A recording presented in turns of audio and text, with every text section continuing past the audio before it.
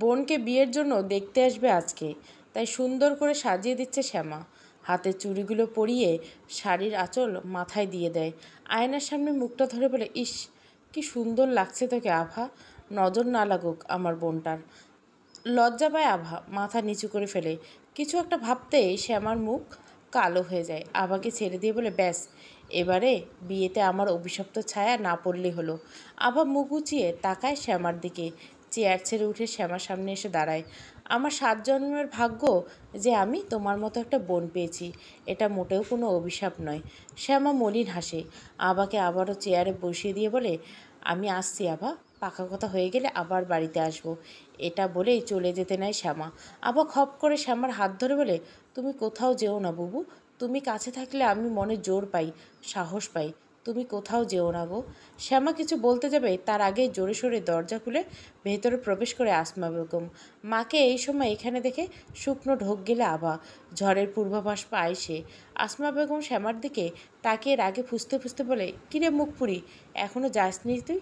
বলি এবারও কি বিয়েটা হতে দিবি না আমার মেয়ের? শ্যামা মাথা নিচু করে থাকে। আভা কিছু বলতে যাবে তার আগেই শ্যামা আভার হাত খামচে ধরে। আভা বুঝতে পারে শ্যামা তাকে কিছু বলতে নিষেধ করছে, তাই আভা কিছু বলে না। আসমা বেগম লক্ষ্য করেন শ্যামা আবার হাত ধরে আছে। রেগে মেগে এক ঝটকায় হাত ছাড়িয়ে নেই। চোখ রাঙিয়ে শ্যামাকে উদ্দেশ্য করে বলে, আমার মেয়েটার থেকে দূরে থাকবি তুই। আমি চাই না তোর অভিশপ্ত ছায়া পড়ুক ওর জীবনে, আর তার জন্য আমায় যা কিছু করতে হোক না কেন আমি করবই। কথাটা বলে টানতে টানতে ঘরের বাইরে নিয়ে আসেন শ্যামাকে। উঠোনে এনে জোরে সোরে ধাক্কা মেরে ফেলে দেন। শ্যামা ছিটকে গিয়ে পড়ে মাটিতে, ব্যথায় চোখ খিচে বন্ধ করে নেয়। আসমা বেগম এতেই কোনো ভ্রুক্ষেপ নেই, ঝাঁঝালো কণ্ঠে বলে ওঠে, সন্ধ্যার আগে বাড়ি ফিরবি না তুই। এতটুকু বলে ঘরে ঢুকে দরজা লাগিয়ে দেন তিনি। শ্যামা ছলছল নয়নে তাকিয়ে থাকে, ব্যথায় কুঁকড়ে ওঠে। আশেপাশে চোখ বুলিয়ে দেখতে পায় ইতিমধ্যে লোকজন জড়ো হয়ে আছে উঠোনে। লজ্জায় মাথা নুয়ে আসে শ্যামার। শ্যামা ধীরে ধীরে উঠতে নিলে আবারও পড়ে যায়। পাশে থাকা একটা বাচ্চা মেয়ে তাকে ধরতে আসতেই বাচ্চাটার মা আটকিয়ে দেয়। তাচ্ছিল্যের হাসি দেয় শ্যামা। চোখ বন্ধ করে নিজেকে প্রশ্ন করে, আমি কি আসলেই এতটাই অভিশপ্ত যে আমাকে কেউ সাহায্য করতে আসলে তার জীবনেও নেমে আসবে ঘোর অন্ধকার? আসমা বেগম মেহমানদারিতে ব্যস্ত, তাদের আপ্যায়নে কোনো ত্রুটি রাখেননি তিনি। এবার সম্বন্ধটা তিনি মোটেও হাতছাড়া করতে চান না। পাত্রপক্ষের বিরাট অবস্থা, এই বাড়িতে মেয়ের বিয়ে দিলে তারা সারা জীবন কষ্ট করতে হবে না, পায়ের উপর পা তুলে আয়েশ করে বাঁচা যাবে। আসমা বেগম ইতিমধ্যে ভেবে নিয়েছেন তার মেয়েকে যা দেওয়া হবে তার অর্ধেক সে ভুলিয়ে ভালিয়ে নিয়ে নেবেন, আর তা দিয়ে কী করবেন প্রখর ভাবনা চিন্তায় মগ্ন। তখনই পাত্রপক্ষের একজন বলে উঠল, মেয়েকে কি আনা হবে এখন, নাকি খেয়েই উঠে যাব? চমকে ওঠেন আসমা বেগম, সাথে কিছুটা বিরক্ত হন। তার এত সুন্দর দিবাস্বপ্ন কেমন পানি ঢেলে দিল মহিলাটি। তবে মহিলাটির কথা শুনে অবাক হন। এ কেমন কথা, মেয়ে দেখতে এসে শুধু খেয়ে উঠে যাবেন কেন? আশ্চর্য। তবে বিরক্ত সরিয়ে মুখে হাসি নিয়ে আসমা বেগম বললেন, একটু অপেক্ষা করুন, আমি এক্ষুনি নিয়ে আসছি ওকে। কিছুক্ষণ পর আভাকে নিয়ে আসা হলো। আভাকে দেখে তাদের বেশ পছন্দ হয়েছে। নিজেদের মধ্যে বলাবলি করছিল তারা। এর মধ্যে পাত্রের মা বলে উঠল, বলি শুধু কি চেহারাই যত্ন নাও, নাকি সংসারে কাজকর্ম কিছু করো? আভা কিছুটা ঘাবড়ে যায়, আমতা আমতা করতে থাকে, কারণ সে বাড়ির কাজে একদম কাঁচা, কখনো রান্নাঘরে পা রাখেনি। সমস্ত কাজ শ্যামা একা হাতে করছে। আভার কথা ভেবে আসমা বেগম কিছু বলতে যাবে তখনই পাত্রের মা হাতের ইশারায় তাকে থামিয়ে দেন। শক্ত গলায় বলে, শ্বশুরবাড়ি গিয়েও কি মেয়ের বদলে আপনিই কথা বলবেন, কাজ করবেন? ভরকে যায় হাসমা বেগম, রাগে তার গা কাঁপছে। ইচ্ছে করছে ঘাড় ধাক্কা দিয়ে বাড়ি থেকে বের করে দিতে। মেয়ে দেখতে এসে যে এমন ব্যবহার করে না জানি বিয়ের পর আরও কেমন ব্যবহার করবে। তবে টাকার লোভে দমে যায় আসমা বেগম। মনে মনে বলে, একবার শুধু মেয়েটা ওই বাড়িতে পা রাখুক, বিয়েটা হয়ে যাক, তারপর বুঝবে এই আসমা কী জিনিস। পাত্রপক্ষ আবাকে রীতিমতো কাঠগড়ায় দাঁড় করিয়ে মনে হচ্ছে একটার পর একটা প্রশ্ন করে যাচ্ছে, আর তাও যত সব উল্টোপাল্টা প্রশ্ন। আভা কোনো মতে সব কথা হজম করে নিচ্ছে, কিন্তু আসমা বেগম এসব মোটেও সহ্য করতে পারছে না। হঠাৎ করে বাইরে থেকে আনোয়ার হোসেনের চিৎকার শোনা গেল। বিকট স্বরে চেঁচিয়ে বললেন, আসমা! চমকে ওঠেন আসমা বেগম। বাকি সবাই কিছুটা চমকে ওঠে। আসমা বেগম ঘর থেকে বের হয়ে আনোয়ার হোসেনকে চুপ করতে বললেন। আনোয়ার হোসেন এতে আরও রেগে যান। আসমা বেগম তাকিয়ে দেখেন শ্যামা পিছনে দাঁড়িয়ে আছে। তেলে বেগুনে জ্বলে উঠল আসমা বেগম, তবে নিজেকে দমিয়ে নেয়। আনোয়ার হোসেন রেগে গিয়ে বলেন, মেয়েটাকে এভাবে ধাক্কা দিয়ে বাহিরে রেখেছ কোন সাহসে? আসমা বেগম রেগে বললেন, ওর জন্য বারবার আমার মেয়ের বিয়ে ভেঙেছে, তাই ওকে দূরে থাকতে বলছি। ভুল কী করেছি আমি? ইতিমধ্যে সেখানে পাত্রপক্ষের লোকজন এসে পড়েছে। একজন বলে ওঠে, তো এই নাটক হচ্ছে এখানে? মাথায় হাত দিয়ে বসে আছে আসমা বেগম, স্থির দৃষ্টিতে মাটির দিকে তাকিয়ে আছে। মুখ চোখ মুখ দেখে বোঝাই যাচ্ছে ভীষণ ক্ষেপে আছেন তিনি। কিছুক্ষণ আগে যা হলো তা তিনি কিছুতেই মানতে পারছেন না। কিছুক্ষণ আগে পাত্রপক্ষ যখন বলেছিল তো এই নাটক হচ্ছে এখানে, তখন আনোয়ার হোসেন বুঝতে পারেন এই ঝামেলাটা তার এখন করা উচিত হয়নি। যতই হোক তিনি এক মেয়ের জন্য অন্য মেয়ের ক্ষতি চান না। নিজের উপর কিছুটা রাগ হয় ওনার। তখনই পাত্রপক্ষের উদ্দেশ্যে আসমা বেগম বলেন, আপনারা অন্য কিছু মনে করবেন না, আসলে মেয়েটাকে একটু শাসন করছিলাম। বাবা তো তাই। ব্যাস, অনেক মিথ্যে হয়েছে, আর না। কথাটি পুরোপুরি শেষ করার আগে পাত্রের মা বলে ওঠেন, তিনি আবারও বলেন, আপনার যে আরও একটা মেয়ে আছে, আপনি তো এটাও জানাননি আমাদেরকে। আর বড় মেয়েকে রেখে ছোটো মেয়েকে বিয়ে দিচ্ছেন। কত মিথ্যে বলবেন আর। অবশ্য বিয়ে দিবেনই বা কী করে, বড় মেয়ের গায়ের যে রং। বলে চোখ মুখ বেঁকিয়ে নেন তিনি। আভা এবারে আর চুপ থাকে না, রাগে তার গা জ্বলে যাচ্ছে। নিজের বোনের নামে এসব কথা সে কিছুতেই মানতে পারে না। আঙ্গুল তুলে মহিলার কয়টা কটু কথা বলে দেয় আভা। মুখে মুখে কথা বলে পাত্রের মা কিছুটা অবাক হয়ে বলে, সে কি গো, এই মেয়ে তো দেখছি বড্ড অসভ্য।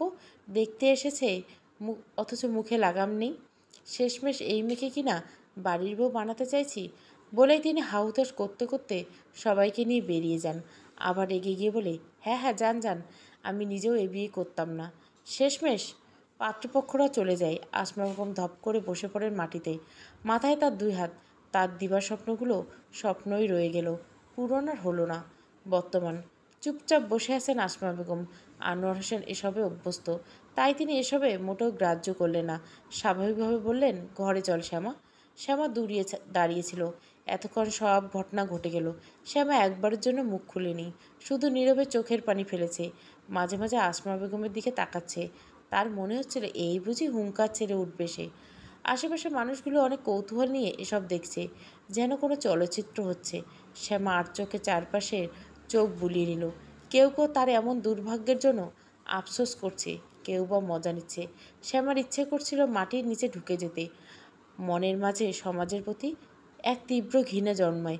বিপদে পড়লে বা অসুবিধায় কেউ তো সাহায্য করতে আসবে না, বরং এটা নিয়ে হাসি তামাশা করবে। আনোয়ার হোসেন এসব দেখে রেগে যান, ধমক দিয়ে তাড়িয়ে দেন সবাইকে। তারপর শ্যামার কাছে এসে বলেন, ঘরে চল শ্যামা। শ্যামা বাবার দিকে অসহায় একবার তাকায়, সৎ মায়ের দিকে একবার তাকায়।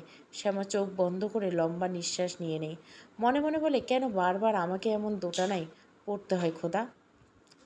আবার শ্যামার এমন আচরণের কারণটা বুঝতে পারে। এগিয়ে এসে শ্যামার হাত ধরে বলে, চলো তো বাবু, ঘরে চলো। আবার জোড়াজুড়িতে পা বাড়ায় শ্যামা।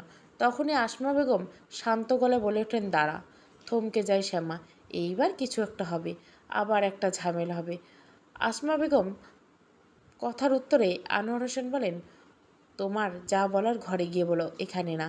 আসমা বেগম এতে কোনো হেলদোল দেখালেন না, ধীর পায়ে শ্যামার সামনে এসে দাঁড়ালেন। তারপর আচমকা ঠাস করে একটা থাপ্পড় মেরে দিলেন শ্যামার গালে। চারিদিকে চুপচাপ নীরবতা বিদ্যমান। শ্যামা গালে হাত দিয়ে ঠায় দাঁড়িয়ে আছে, মাথা নিচু করে অঝরে কাঁদছেন নিঃশব্দে। আবার চমকে ওঠে মায়ের এমন কাজে। আনোয়ার হোসেনও অবাকের উপর অবাক হন, কারণ আসমা এর আগে কখনো শ্যামার গায়ে হাত তোলেনি, সাহস পায়নি, মুখ দিয়ে দুটো কথাই যা বলেছে। কিন্তু আজ কিভাবে এমনটা করতে পারল? আনোয়ার হোসেন এগিয়ে আসে আসমার দিকে। শ্যামা চোখ মুখ মুছে তাদের মাঝখানে গিয়ে দাঁড়ায়। কাঁদো কাঁদো হয়ে বলে, দয়া করে তোমরা আর ঝামেলা করো না, আমার এসব আর ভালো লাগছে না। আসমা বেগম স্বাভাবিকভাবে বলল, এই চটটা আমি কেন মেরেছি জানিস? তোর ভালো মানুষের জন্য। তুই যে আভাকে মনে মনে হিংসে করিস তার জন্য। কেন রে, আজকের দিনটা ঝামেলা না করলে কি এমন হতো তোর? আমি আভার খারাপ চাই না মা, বিশ্বাস করো। কান্না করতে করতে বলে শ্যামা। আসমা বেগম শ্যামাকে থামিয়ে দিয়ে বলে, ব্যাস, আমাকে ভোলাতে আসিস না। ঘরের দিকে যেতে নেয় আসমা। হঠাৎ করে থেমে গিয়ে আভা আর আনোয়ার হোসেনের দিকে তাকিয়ে বলে, এখন তো আমি সবার চোখের বিষ হয়ে গেছি। আমার কথায় কে বা মানবে, বলেই চলে যান তিনি। শ্যামা আভার কাছে এসে বলে, আভা, তোরও কি মনে হয় আমি তোর খারাপ চাই? না বাবু, আমি কখনোই এমন চিন্তা করিনি। তুমি ঘরে চলো, মার কথায় কিছু মনে করো না। শ্যামা বাবার দিকে একবার তাকিয়ে চলে যায়। আনোয়ার হোসেন দীর্ঘশ্বাস পেলেন। আকাশের দিকে তাকিয়ে বলেন, তোমার মেয়েটাকে আমি ভালো রাখতে পারলাম না শুভা, তুমি কি আমায় ক্ষমা করবে? আসমা বেগম সারাদিন বাহিরে বের হয়নি। শ্যামা রান্না করে ডাকতে গেলে রেগেমেগে তাড়িয়ে দেন। শ্যামা মন খারাপ করে ঘরে ঢুকে পড়ে। সারাদিন সেও আর বের হয়নি। মাঝে মধ্যে আবার গিয়ে শ্যামার মন ভালো করার চেষ্টা করছে। সন্ধ্যার সময় আনোয়ার হোসেন বাড়ি ফিরেন। সারাদিন তিনি বাহিরে ছিলেন। বাড়ির ভেতর থাকলে তার দম বন্ধ হয়ে আসে। এই বুঝি একটা ঝামেলা বাঁধল। বাড়ির ভেতর ঢুকে শ্যামাকে ডাক দেন তিনি। সাড়া না পেয়ে আভাকে ডাক দেন। আভা বেরিয়ে আসেন। আসমা বেগমের কথা জিজ্ঞাসা করলে আভা বলে, মা সারাদিন ঘর থেকে বের হয়নি বাবা। আনোয়ার হোসেন দীর্ঘশ্বাস ফেলেন। ফিসফিসে বলেন, এবার আবার নতুন নাটক। এবার জোরে বলেন, শ্যামা কোথায়? বুবুও সারাদিন বাহিরে বের হয়নি। চোখ বন্ধ করে লম্বা শ্বাস নেন আনোয়ার হোসেন। মনে মনে বলেন, কবে যে একটু শান্তিতে নিঃশ্বাস নিতে পারবো। আনোয়ার হোসেন আর কিছু না বলে ঘরে চলে যান। আভা মন খারাপ করে মাকে উদ্দেশ্য করে বলেন, বুবুকে একটু ভালোবাসলে কী এমন ক্ষতি হবে মা? ও কি তোমার মেয়ে নয়? জন্ম দিলে কি শুধু মা হওয়া যায়, না দিলে নয়? রাতের বেলা সবাই খেতে আসলো, শ্যামা আসে না। আনোয়ার হোসেন এবার নিজেই চলে যান শ্যামার ঘরে। হাতে প্লেট নিয়ে দরজার সামনে গিয়ে দাঁড়ান। শ্যামা দেখতে পায় বাবা এসেছে, তাই ভিতরে আসতে বলেন। আনোয়ার হোসেন ভেতরে এসে খাবারের প্লেটটা টেবিলের উপর রাখেন। তারপর বিছানায় শ্যামার পাশাপাশি গিয়ে বসেন। শ্যামা মাথা নিচু করে বসে থাকে। আনোয়ার হোসেন শ্যামার মাথায় হাত বুলিয়ে দিয়ে বলেন, আমি একজন ব্যর্থ বাবা, মেয়েকে ভালো রাখতে পারিনি। তুই আমায় বকে দে শ্যামা। শ্যামা বাবার হাত ধরে বলে, মোটেও না বাবা, তুমি পৃথিবীর সবচেয়ে ভালো বাবা, আর মাও একদিন ঠিক আমায় আপন করে নেবে, তুমি দেখো। আনোয়ার হোসেন মুচকি এসে বলে, তাই যেন হয়। তারপর আনোয়ার হোসেন শ্যামাকে খাবার খাইয়ে দেন। খাবার শেষ করে আনোয়ার হোসেন শ্যামাকে ঘুমোতে বলে বেরিয়ে যাওয়ার সময় শ্যামা হুট করে বলে ওঠে, মা বেঁচে থাকলে আজ আমার জীবনটা অন্যরকম হতো, তাই না বাবা? আনোয়ার হোসেন পেছন ফেরেন না। চোখের পানি টলমল করছে। তা তিনি মেখে দেখাতে চান না। কোনো উত্তর না দিয়ে চলে যান তিনি। শ্যামা দীর্ঘশ্বাস ফেলে বিছানা ছেড়ে উঠে বসে।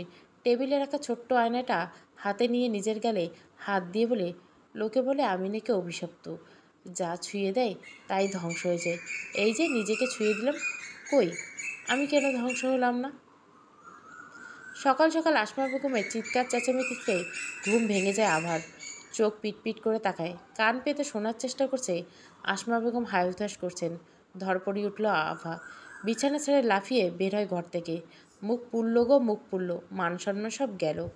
আসমা বেগমের মাথায় হাত দিয়ে মাটিতে বসে পড়ে মরা কান্না করতে থাকে। আভা হুড়মুড়িয়ে মায়ের কাছে যায়। মা, কী হয়েছে, এভাবে কান্না করছে কেন? আসমা বেগম মেয়েকে জড়িয়ে ধরেন। ওই মুখ পুরি আবারও মান সম্মান ডুবিয়ে গেল রে। আবার বিরক্ত হয়ে বলে, মা, কান্নাটা বন্ধ করে একটু বলবে যে কী হয়েছে? তোর বোন পালিয়েছে, না জানি কোন কুকর্ম করছে। মা আবার রেগে গিয়ে আসমা বেগমকে ছেড়ে দেয়। না জেনে তুমি বুবুর সম্পর্কে এসব বলছো কেন? আসমা বেগম তেলে বেগুনে জ্বলে ওঠেন। ও মেয়েকে আমি ভালো করেই চিনি। এই যে বাড়ি থেকে বের হলো, এখন দেখ গিয়ে পাপ কাজ শুরু করবে। ওর যা চরিত্র, কে জানে কোন ছেলের সাথে গেছে। অনেক হয়েছে মা, ব্যাস। আর একটাও ফালতু কথা না। বেজায় খেপে যায় নাভা। মায়ের দিকে চোখ তুলে বলে, তুমি যে এই কথাগুলো বলছো, তোমার কি একটুও খারাপ লাগছে না মা? বুবুকে পাওয়া যাচ্ছে না, আর তুমি কী সব বলছো? তর্কাতর্কির মাঝে আনোয়ার হোসেন হাজির হন। চোখ মুখ ডলতে ডলতে বলেন, কী হয়েছে? সকাল সকাল কিসের এত চেঁচামেচি? আসমা বেগম চট করে বলেন, তোমার মেয়ে পালিয়েছে। আনোয়ার হোসেন বিরক্ত হন। রেগে মেগে বলেন, কখনো তো একটু ভালো কথা বলতে পারো। আসমা বেগম রেগে গিয়ে বলেন, সেই তো আমি কিছু বললেই সেটা বড্ড দোষ হয়ে যায়। আর তোমার মেয়ে যে উচ্ছন্নে চলে গেছে, ওইটা কিছু না। বাপের বাড়িতে মেয়েটা বুড়ি হয়ে গেল, ওর কপালের জন্য বিয়ের সুখও ওর কপালে জুটল না। আর এখন কে জানে কোন ছেলের সাথে ঢলাঢলি করতে পালিয়েছে।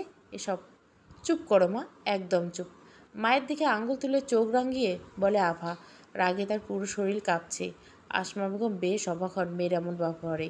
তিনি এটা মোটেও আশা করেননি যে নিজের মেয়ে এভাবে অন্যের জন্য তার সাথে চোখ রাঙিয়ে কথা বলবে। আনোয়ার হোসেন বিরক্ত হয়ে বলেন, শ্যামা কোথায়? পালিয়েছে ও মেয়ে। আসমা বেগম আবারও একই কথা বলেন। আনোয়ার হোসেন রেগে যান, এগিয়ে আসেন আসমা বেগমের দিকে। আসমা বেগম বলেন, দুধ কলা দিয়ে কালসাপ পুষেছ, এবার দেখো ওর জন্য আরও কত কি সহ্য করতে হয়। আগেই বলেছিলাম বুড়ো কোনো লোককে দেখে কোনো মতে বিদায় করে দাও। এ পর্যায়ে ঠাস করে একটা থাপ্পড় মেরে দেন আনোয়ার হোসেন। শ্যামাকে বিয়ে দেওয়া নয়, বরং তোমাকে একটা উচিত শিক্ষা দেওয়া, এটা আমার অনেক আগেই করা উচিত ছিল। আসমা বেগম গালে হাত দিয়ে বলেন, ও পালিয়ে গেছে, আর তুমি ওকে না খুঁজে শাসন না করে আমায় মারলে। হুট করে আভা বলে ওঠে, আপু পালিয়ে যায়নি মা, কোথায় গেছে আমি জানি। আসমা বেগম বেশ কৌতূহল নিয়ে তাকায় আভার দিকে, তবে কিছু বলে না। আনোয়ার হোসেন আভাকে বলে, কোথায় শ্যামা? আভা কিছু না বলে ঘরের দিকে চলে যায়। কিছুক্ষণ পর একটা চিরকুট হাতে নিয়ে বেরিয়ে আসে। চিরকুটটা বাবার হাতে দিয়ে বলে, এটা পড়ো, সব প্রশ্নের উত্তর পেয়ে যাবে। বাবা, ভালো আছো? ভালো থাকলেও জানি এখন আর ভালো নেই। চিঠিটা যখন পড়ছো তখন আমি তোমার থেকে অনেক দূরে, জানো বাবা, খুব মনে পড়ছে তোমায়, অনেক কষ্ট হচ্ছে। মা ভাবছে আমি কোনো ছেলের সাথে পালিয়েছি, তাই না? তোমারও কি তাই মনে হয় বাবা? আমি কারো সাথে পালিয়ে যাইনি বাবা, শুধু একটা আড়াল হচ্ছি। তুমি মাকে বলো আবার এবার ধুমধাম করে বিয়ে দিতে। আমি চাই আমার বোনটা ভালো থাকুক, তোমরা ওর খেয়াল রেখো বাবা। আর মাকে কখনো রাগ দেখিও না বাবা। নিজের মা না হলেও আমি কখনো তাকে সৎ মায়ের চোখে দেখিনি। মায়ের কোমরের ব্যথা বেশিক্ষণ কাজ করতে পারে না, মায়ের খেয়াল রাখো তুমি। বাবা, তুমিও ভালো থাকো। তোমার মেয়ে হারিয়ে যায়নি, ফিরবে সে, হুট করে একদিন ফিরবে। তুমি শুধু প্রাণ ভরে দোয়া দিও আমায়, ব্যাস, আর কিছু লাগবে না। ভালো থেকো তোমরা। পুরো চিঠিটা পড়ে হাতের উল্টো পিঠ দিয়ে চোখ মুছে নেয় আভা। আনোয়ার হোসেন এক ধ্যানে মগ্ন হয়ে আছে। আসমা বেগম শাড়ির আঁচল খামচে ধরছেন। শ্যামা যে এমন একটা কাণ্ডও করবে এটা সে স্বপ্নেও ভাবেনি। তিনি ভয়ে ভয়ে আছেন, কারণ শ্যামার এই বাড়ি ছাড়া হবার একমাত্র কারণ তিনি, এটা তিনি ভালো করেই জানেন। ছটপট করতে থাকেন তিনি। আভা একবার মায়ের দিকে তাকায়, একবার বাবার দিকে তাকায়। চিঠিটা মুড়িয়ে বলে, পেয়েছো তোমাদের প্রশ্নের উত্তর? আনোয়ার হোসেন ধপ করে মাটিতে বসে পড়ে। আসমা বেগম দৌড়ে এসে ধরেন, হন্তদন্ত হয়ে বলেন, কী হলো গো, শরীর খারাপ করছে? আনোয়ার হোসেন এক ঝটকায় হাত ছাড়িয়ে নেন, রাগী মুখে বলেন, ছোবে না তুমি আমায়। আসমা বেগম ছেড়ে দিয়ে কয়েক পা পিছিয়ে যান। আভা এগিয়ে এসে বাবার কাছে, বাবা শরীর খারাপ করছে, চলো ঘরে চলো। আনোয়ার হোসেন অসহায় হয়ে বলেন, আমার মেয়েটা আমায় মেয়েটা আমায় ছেড়ে চলে গেল আভা, আমি ওকে আগলে রাখতে পারলাম না, বলেই কান্না করতে লাগলেন। আসমা বেগম ভয়ে ভয়ে বললেন, ও হয়তো রাগ করে এটা লিখেছে, তুমি দেখো চলে আসবে। আবার এবার প্রচণ্ড রেগে যাই, রাগে রক্তের মতো লাল হয়ে যাচ্ছে তার চোখ, সেই চোখ দিয়ে যেন আগুন জ্বলছে। ছিটকে এসে মাকে বলল, খবরদার আমার বোনের নাম তুমি মুখে নেবে না। আসমা বেগম দমে যান। কেন যেন এই প্রথমবার তিনি শ্যামার বিরুদ্ধে কিছু বলতে পারছেন না। চুপচাপ দাঁড়িয়ে থাকেন তিনি। আবারও বলেন, বুবু সত্যিই চলে গেছে।